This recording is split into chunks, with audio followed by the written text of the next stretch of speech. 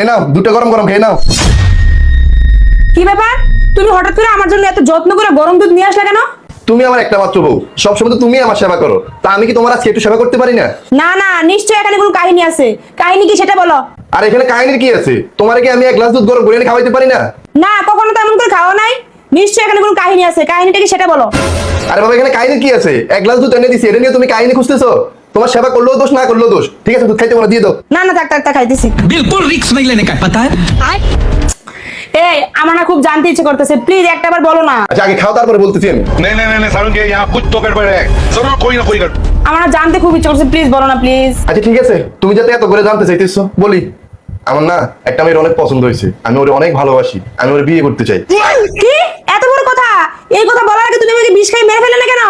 তা আমি তো ওইটাই করতে চাইছিলাম, দুধের মধ্যে তো বিষ মিশানো আছে। তুমি তো আর খাইলা না, আমার কাম রইলো না।